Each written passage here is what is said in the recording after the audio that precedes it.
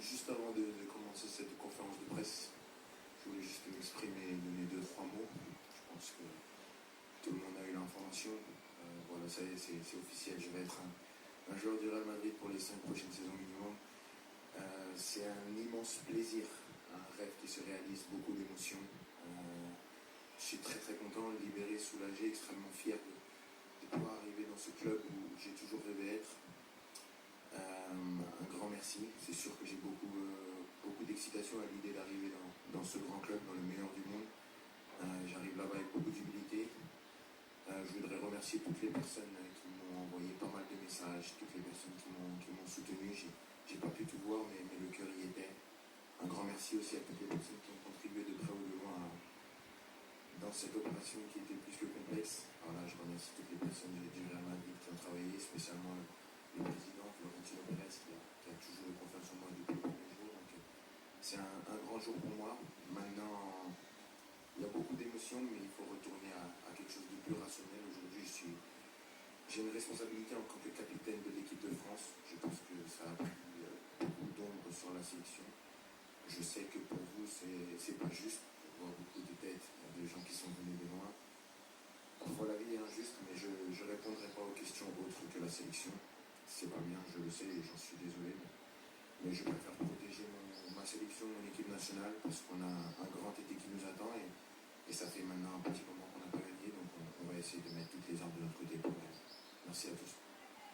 Soulagement, je suis très content. Je pense que c'est des choses qui se voient facilement sur le visage. Comme j'ai dit, c'est quelque chose que j'ai toujours voulu, donc je suis très content. Après la fin de saison, bien sûr, j'ai beaucoup moins joué. Tout le monde sait pourquoi j'ai beaucoup moins joué. Mais c'est comme ça, il faut s'adapter. Il y a des difficultés à surmonter quand tu es un joueur de haut niveau. Et ce ne sera absolument pas une excuse pour ma compétition. J'ai du moment, on a beaucoup bossé physiquement avec le coach, avec le groupe. Donc j'essaie de retrouver la meilleure forme possible. Et mon objectif est d'aider l'équipe de France à aller le plus loin possible dans cet Euro. Et bien sûr, essayer de rentrer avec la coupe à la maison. On me l'a fait comprendre, on me l'a fait passer par médias interposés, on me l'a dit en pleine face. C'était très clair, on m'a parlé violemment, on me l'a dit, donc moi j'étais persuadé que j'allais pas jouer. Les gens qui m'ont sauvé, c'est Luis Enrique et Luis Campos, le directeur sportif. C'est eux qui m'ont sauvé. Ça c'est la vérité. Sans eux, j'aurais jamais remis un pied sur le terrain. Et la vérité, elle est strictement là. C'est pour ça que j'ai toujours eu cette reconnaissance par rapport au coach, par rapport au directeur sportif. Et donc c'est pour ça que mon ambition cette année-là était différente. Et j'entends toutes les critiques parce que je pense qu'être la meilleure personne qui comprend le mieux mes performances et qui les analyse le mieux. Donc j'ai aucun problème à venir baisser la garde ici et dire que c'était peut-être un peu moins haut dans mes standards.